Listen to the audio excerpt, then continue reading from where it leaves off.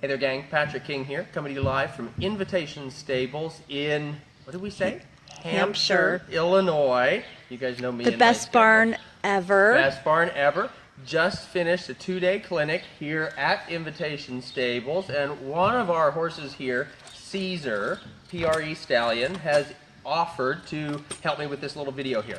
I've had a lot of folks asking about our jaw releases, and we do this a lot at our clinic. So one of the first things that I work with when we're talking about jaw releases in the bridle is I work to help the horse release the tongue. It's going to release the TMJ, and we work a little bit with balancing, releasing the hyoid. I'm going to just rub my fingers in here in the bars of his mouth, and I'm going to wait until his tongue relaxes evenly between my thumbs here. You notice that I hook my fingers underneath the jaw here in the chin groove so that I can keep my fingers stabilized, okay? Don't go getting your thumbs chomped off just because I said this was a good idea, all right? So some horses, depending on the tension that they hold, will draw the tongue up deep above the bridle, deep into the back of their throat. Some of them will roll the tongue long and kind of push out to one side or another. I'm going to hold there and wait, maybe rub a little bit until the tongue relaxes and falls even. From there, we can ask for some more releases. And we'll have 3 general releases that we'll ask for. The first I'm going to ask for is what we'll call a lateral release, where I'm just asking for a little bend, a little acknowledgement laterally, one side and then the other. We're talking micro movements here. We're not talking lateral flexion, the whole bend the body around, bend the neck around to your boot kind of stuff. I want to try to isolate the pole and see if we can get just a little there, just a little movement like that in the pole to release the tension and help the horse relax into the bridle.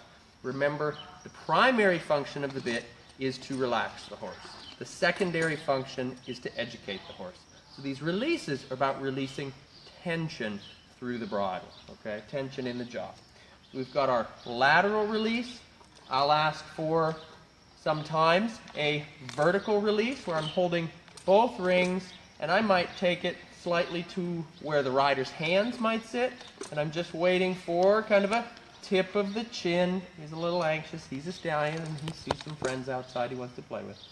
Ask for a little bit of a tip there, more of a softening into the hand. The last, and the one I see as one we need to use quite often with our horses that are heavy on the forehand, kind of low, deep in the neck, I ask for an elevated release, where I'll point my fingers up here toward the horse's ears. I lift there.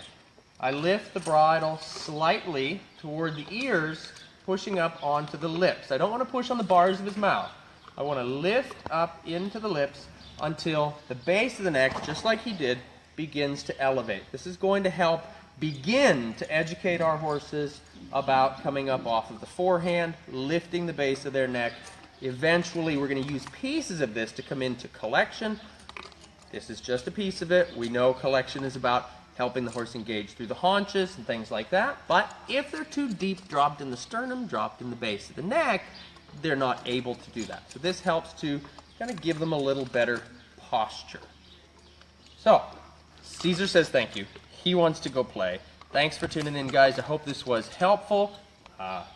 If you've got any questions, please feel free. Submit them in the comments section below this video here. You keep asking questions. Caesar and I are going to keep talking about horses. Thanks, gang.